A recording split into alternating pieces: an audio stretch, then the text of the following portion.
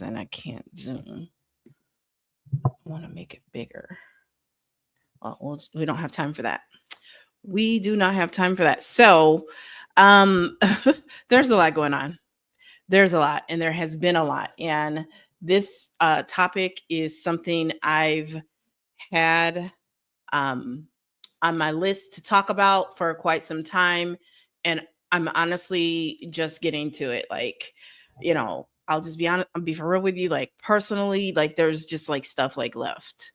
And right, I'm okay. My kids are okay. My grandkids are okay. But life is lifing. And that means life does go on too at the same time. So I am here. And today, I think it's beyond time that we talk about this great wealth transfer and what it means for women, because I think a lot of us are missing out on the clues and the cues. And I don't think we're, connecting the dots with everything that is going on. So let's first make sure we've got sound, because there's nothing worse than being live and there is no sound. Okay, so we've got sound there. Let's do one more check and make sure that we do have sound. And we do, and it all sounds really good. Um, so let's talk about the great wealth transfer. Okay. So before we get into that, let's talk a little bit about, I went live yesterday and I talked about this again quickly because my calendar has been busy, which is a good thing for me and my business, right? And that is the worst thing you can do right now is panic and make decisions in what I call haste, right? When you make decisions out of high emotion, when you're high strung, you usually end up regretting those decisions. Okay. So the stock market is a long term thing. And while the losses yesterday were more significant compared in the larger scheme of things, they're still relatively small losses, speaking at a market level. Okay. And so let me back up just a little bit, because if you're new here, my name is Tamara Hamilton. I have over 30 years of sales, marketing, and leadership experience. And I spent 10 of those years in financial services, and most of those years, if not all, as a licensed professional, Series 6 and 63. I've also had life accident and health licenses. And you're like, well, what does that have to do with stocks and that? Well, there are life insurance products that actually have stocks on the back end of them. So there's that, right? So I know a little thing or two about investing in the stock market, but I also want to let you know that none of this is financial advice. None of this is investment advice. None of this is stock advice. My advice to you is to speak to your professional. And I'm going to say that several times throughout the next 20 or so minutes that we have, because I got to rush and get on another Zoom immediately after this. Okay. So here's the thing. The stock market took some tumbles yesterday. We know why. It shouldn't be a surprise to anybody, including those who were doing a lot of selling of stock, right? So I'm going to give you resources where you can go and learn more about the stock market and how it works. Investopedia.com is my favorite. When I was studying for my licenses, I relied heavily on Investopedia, and I used Investopedia quite a bit. Okay, so Investopedia, there's some filter. I don't like this. I feel like I look like a washed out Michael Jackson. Okay, so there is Investopedia. MarketWatch.com is a favorite of mine. MarketWatch, what else? CNBC and even Yahoo Finance are great resources for you to use in learning more about stocks, right? If you work anywhere and you have a 401k, if it's a nonprofit, it may be a 403b, you may be invested in stocks and mutual funds and things like that. And so you, in my opinion, need to have a basic understanding of how it works. And if you don't, it's never too late to learn. You can go to, like I said, Investopedia.com is my favorite place to go and learn this information, right? It helped me, pass the test. It's not everything that I used, but it was a great place to go. And they even have a stock market game that you can play where you're not using money, okay? Which means you're not actually earning any money either. So the stock market took some tumbles yesterday. And what you have to know about the stock market, like I talked about yesterday, is it is short, it is a long game, right? It is, if you buy stock today and you hold it for 10 years, in the vast majority of cases, your money will have grown in that 10 years. But if you buy it this morning thinking you're going to sell it this evening, most of you watching this, if not all, including myself, don't have the level of skill, knowledge, and expertise to be able to pull that off, right? You don't have the budget, you don't have the income, and you don't have the propensity for risk to be able to do such a thing. Okay. And so this all plays into, and now today we're talking about the great wealth transfer. So what is the great wealth transfer? It's estimated that $84 trillion will be transferred by inheritances in the US by 2045, with about 16 trillion expected in the next decade. And that is from Cerulli Associates. Okay. Because I research. I does my research, okay? The wealth will be largely controlled by women. Okay? I want you to write that down. I want you to sit with that. I want you to hold that. It is projected that the wealth is expected to be controlled by women at a rate of 70% of all wealth in the US will be controlled by women by 2030. That's not something I made up. That is coming from a very known consulting company called McKinsey. McKinsey & Co. is where that data comes from.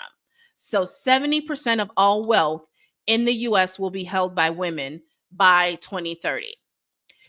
Are things starting to click for you now? Are things starting to make sense as to, the environment that we're in right now? Is it starting to make sense? Are you starting to see where this is going? Because it's going somewhere. I always tell everybody, follow the money. Follow the money. You have to know where the money is coming from, where the money is going. Follow the money. Okay? Millennials will inherit, or go back to women. Women already account for 51% of personal wealth. They're not telling you this. When you look at those lists, there are a lot of women on those lists. Women already account for 51% of personal wealth in the US, holding about 10 trillion in 2023, and that comes from BMO Wealth Institute. We're not going to be able to get through all this, I already know, because I got to get to another Zoom soon, okay?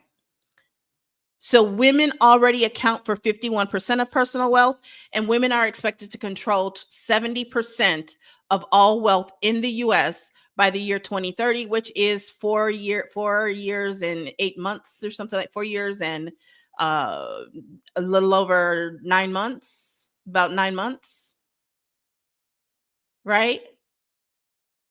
And that is why we are seeing some of the things that are happening happen. Okay. So let's talk about inheritance trends.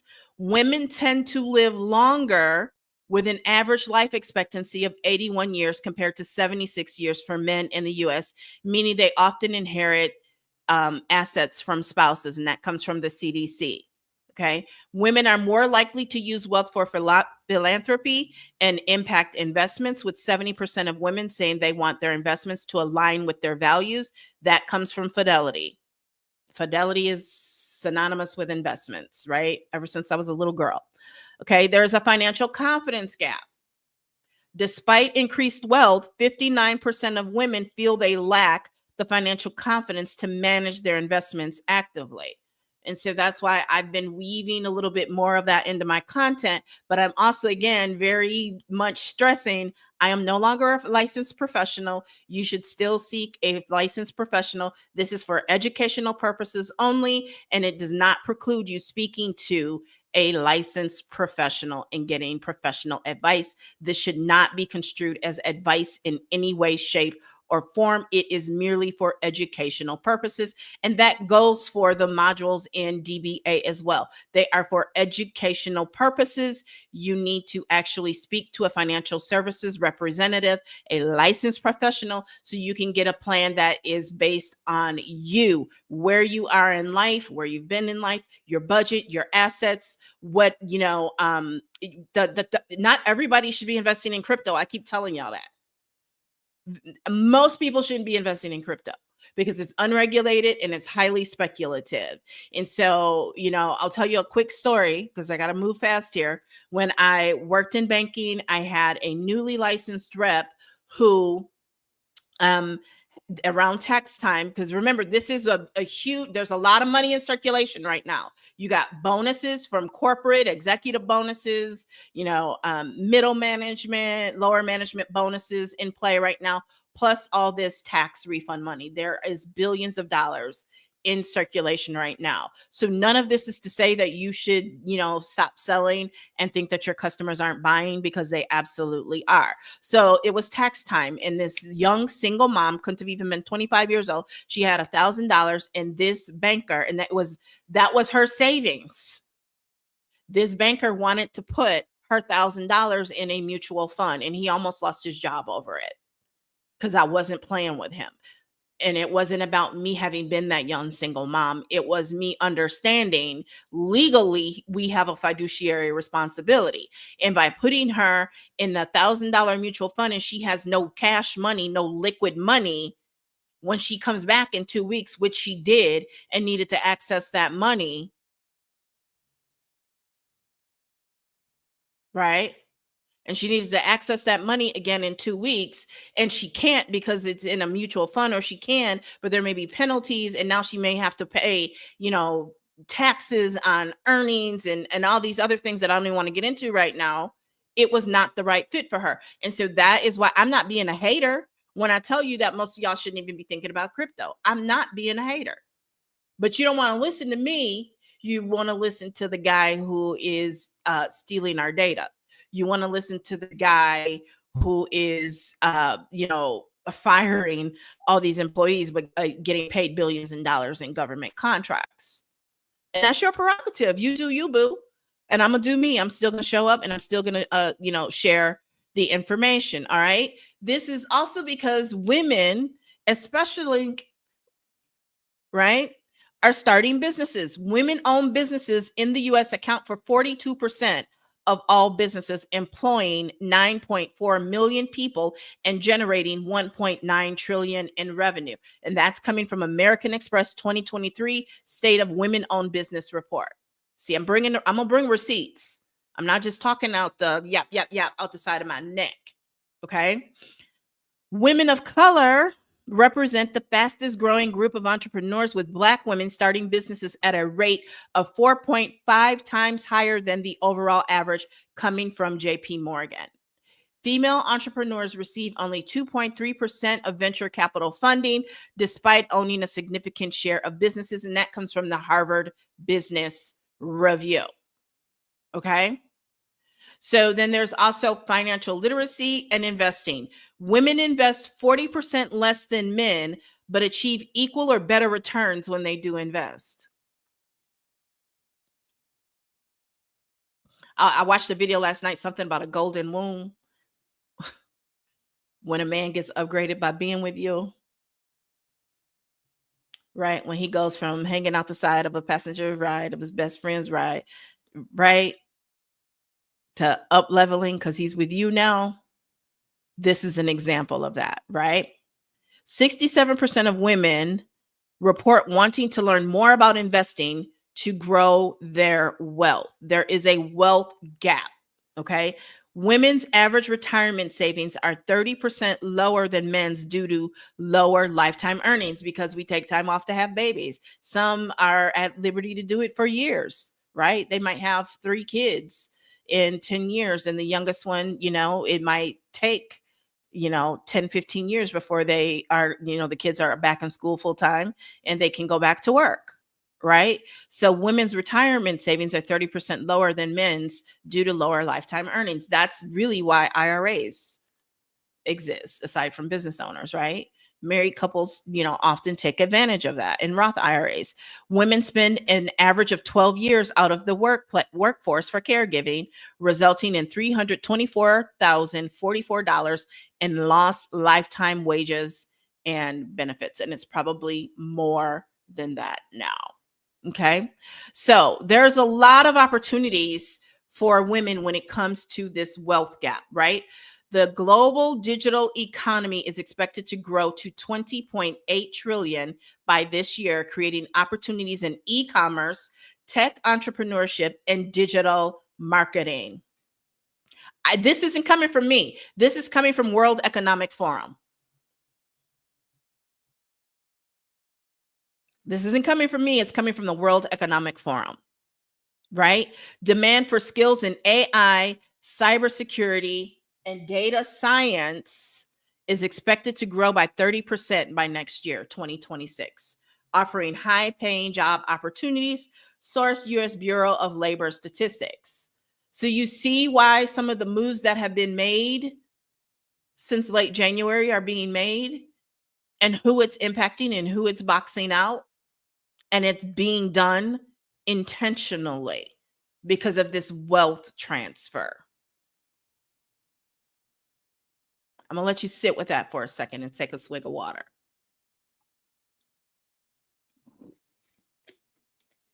And that's from the Bureau of Labor Statistics. Women are increasingly entering real estate, with 44% of single-family home buyers in the U.S. being single women. The data, I tell y'all, data is king. Data is king. Data-driven decision making. And there's so much of it out there now because of technology. And this is why they don't want people to be educated, in particular women, because they're going to be coming after that if they get the chance to. Just know that, right? So these statistics highlight the magnitude of wealth transfer and the unique opportunities and challenges women face. With the right strategies, women can capitalize on this unprecedented economic shift. Now, I'm realistic. We live in a capitalistic society. However, two things I am not are I'm not about hyper independence and hyper capitalism. I don't believe that for me to win, you have to lose. I believe that there is more than enough out here for all of us. Okay. So I'm not one of these hyper capitalism buy your way out, because history has shown, and we are definitely entering times where things start, fuegos start happening in certain communities and to certain businesses in that. So just, let's be real, okay? An estimated 84 trillion will be transferred through inheritances in the US by 2045 and 16 trillion in the next decade. I feel like we're repeating here. We are.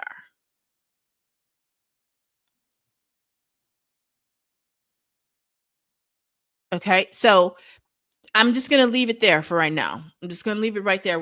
And I'm going to recap some of what we said in case you're new here. An estimated 84 trillion will be transferred by inheritance in the United States by 2045. Y'all should really be staying out here and listening to this. Okay.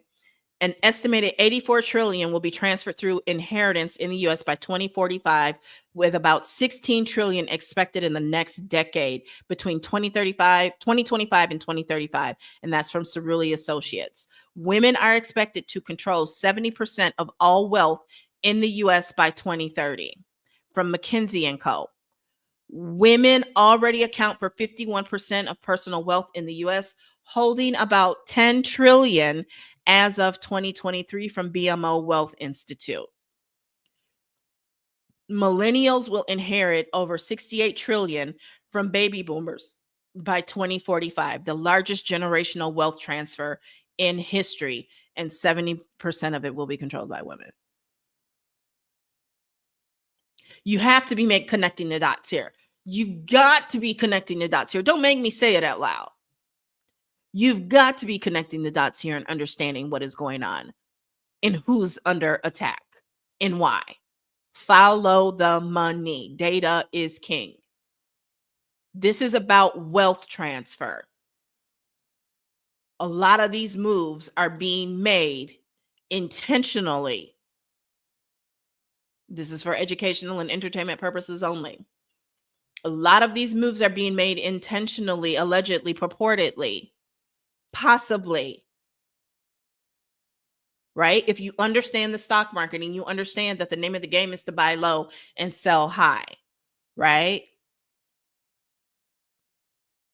A lot of those instances in history were about taking control of our people's assets, the land, Black Wall Street. It was about the land. It was about the assets. It was about, getting control of those things. And we're in a time where moves are being made to repeat some of that kind of activity. It may not look the same. It may not sound the same. It may not feel the same. But when you look at this at a macro level, it is what it is and it do what it do. The greatest wealth transfer in history, and it will be controlled 70% by women. I've been sitting on this for months. I was supposed to talk about this months ago, but like I said, life been lifing and things happen. And so we're finally here because I couldn't hold it in no more. We had to talk about it. Yesterday I talked about don't panic, respond, get your team in place, talk to your professionals, right? Don't make major decisions without consulting with someone. At the end of the day, remember what I said, you always should be able to listen to and trust yourself, but you do need some basic education in order to be able to do that. And I have provided you resources. My favorite is Investopedia.com. As far as I know, they have not been compromised because there's a lot of sources that have been compromised. Y'all do know that, right? Blink twice if you understand. Blink twice if you're okay, right?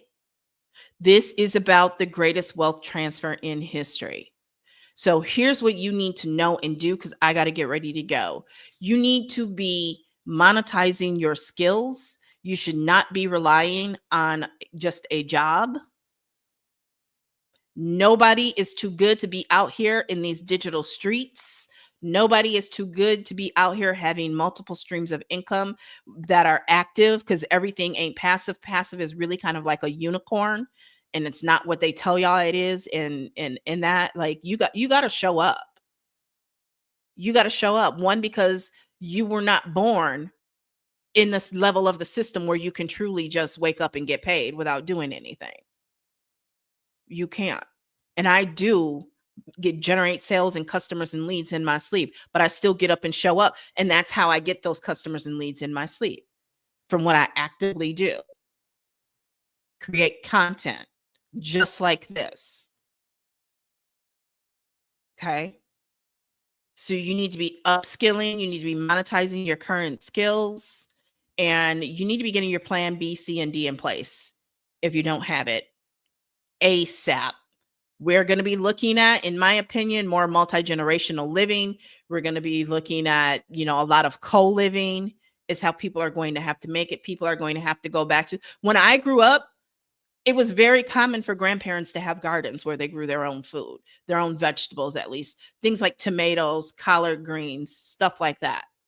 Right? I ain't saying they got to have a whole farm. Where I grew up, the house we grew up in for the longest, the owner of the house, his father had a huge garden that was right behind our house, and he used to give us fresh vegetables all the time. And my grandmother used to go down to, there was like a fruit stand or nut stand or something like that, where they used to go and they buy all kinds of farm fresh vegetables and nuts and seeds and stuff like that. And I believe that's how my grandparents actually had the longevity that they did, right?